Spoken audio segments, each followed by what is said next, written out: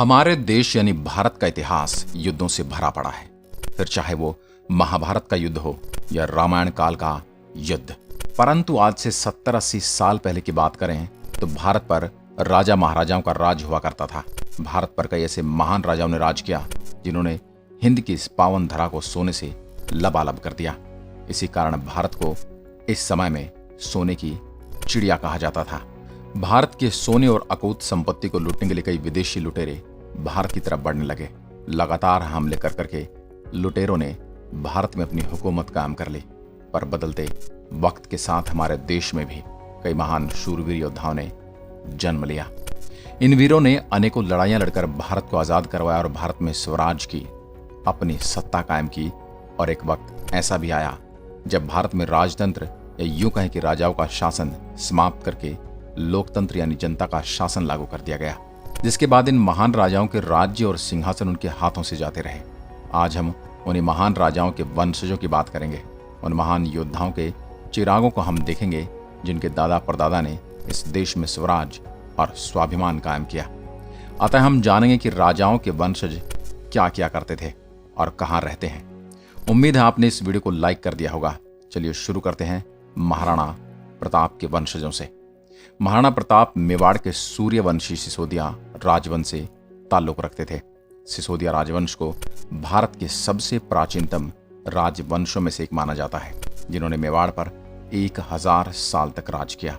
उनका राज्य आज के उदयपुर चित्तौड़ जैसे विशाल भूभाग पर फैला हुआ था। महाराणा प्रताप भारत के इतिहास के महानतम योद्धाओं में से एक माने जाते हैं। उनके स्वाभिमान और देशभक्ति के लिए उन्हें जाना जाता है। उन्होंने जंगलों में रहना स्वीकार कर लिया पर अकबर की गुलामी को स्वीकार नहीं किया। ठीक इसी तरह जब देश अंग्रेजों से आजाद हुआ तब मेवाड़ के तत्कालीन राणा भोपाल सिंह जी ने भी सबसे पहले भारत में विलय होने की घोषणा की थी। उन्होंने उसमें यह कहा था कि मैं अपने भारत माँ से अलग नहीं रह सकता। खैर, महाराणा प्रताप के वंशज आज भी मेवाड़ में रहते हैं। मेवाड़ राजवंश के 76वें संरक्षक अरविंद सिंह मेवाड़ आज भी उन्हीं महलों, किलों और भवनों के मालिक हैं जहां कभी महाराणा प्रताप का दरबार लगता था। यह महाराणा प्रताप के बाद 21वें राणा है। अरविंद सिंह की शुरुआती पढ़ाई मेवाड़ से हुई है और इसके बाद वे होटल मैनेजमेंट की डिग्री लेने ब्रिटेन चले गए। इस दौरान उन्होंने अमेरिका में नौकरी भी की थी। उनकी शादी कच्छ की राजकुमारी विजयराजे से हुई। आज वे कई होटलों के मालिक हैं। उनके पुत्र का नाम युवराज लक्ष्यराज सिंह है और वह भी पिता के साथ होटल व्यवसाय से ही जुड़े हुए हैं। राणा अरविंद सिंह जी के एक बड़े भाई महेंद्र सिंह जी हैं जो मेवाड़ के सांसद भी रह चुके हैं और वह बड़े धार्मिक व्यक्ति हैं। आप स्क्रीन पर उनकी चिरागों की तस्वीर देख रहे हैं जिनकी रगों में बप्पा रावल, राणा सांगा और महाराणा प्रताप का रक्त दौड़ रहा है। छत्रपति शिवाजी महाराज के वंशज। छत्रपति शिवाजी महाराज महाराष्ट्र के मराठा भोसले राजवंश के महाराजा थे। वह अपने वंश के सबसे महान राजा और एक पराक्रमी योद्धा थे। उनका मूल राज्य महाराष्ट्र में था पर एक समय उनका राज्य लगभग पूर्ण भारत में फैल चुका था। वह शिवाजी महाराज ही थे जिन्होंने हिंदुस्तानियों को बताया कि तुम इस धरती के मालिक हो, गुलाम नहीं।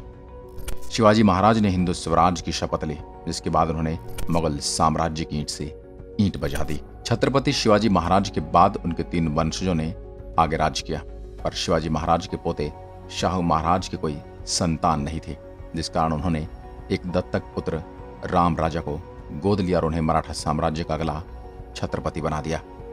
आगे इसी वर्ष में प्रताप सिंह जी महाराजा का जन्म हुआ, जिन्होंने शाहजी द्वितीय को गोद लिया और उन्हें सारा राजपाट सौंप दिया। आज छत्रपति शिवाजी महाराज के वंशज के तौर पर उदयराजे भोसले शहीद सतारा में रहते हैं और उनको वहां पूरा सम्मान मिलता है।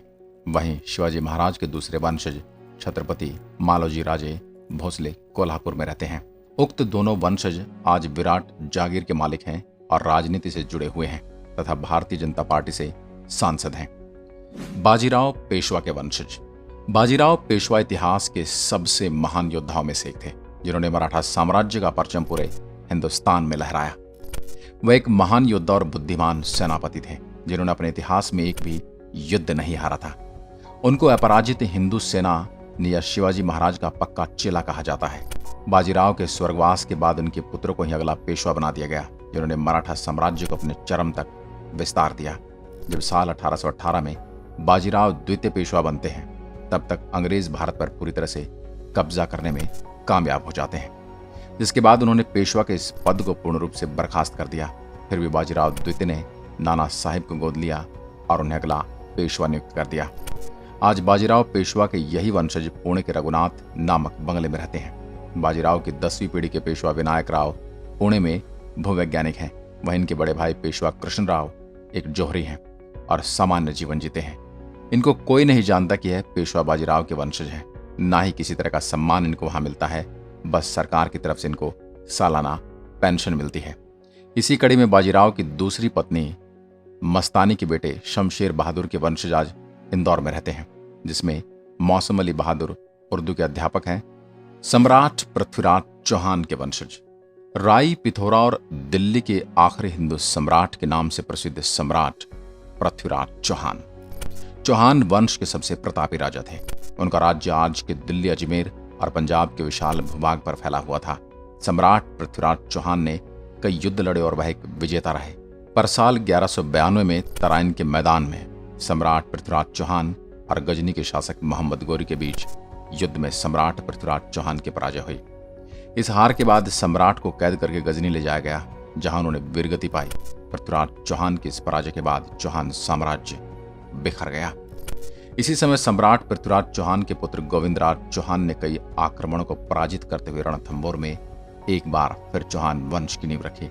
रणथंबोर के चौहान वंश में कई महान योद्धाओं ने जन्म लिया, जिन्होंने दिल्ली के सुल्तानों से कई आक्रमण में दो हाथ किए। इस वंश का सबसे प्रतापी राजा था हमीरदेव चौहान, जिसने दिल्ली के सुल्तान अलाउद्दीन खिलजी को पराजित किया। वीर हमीरदेव चौहान बड़ा बहादुर योद्धा था। उसके काल में उसने कई सुल्तानों को पछाड़ा, पर वीर हमीर ने अंत में महाकाल को अपनी गर्दन चढ़ा दी।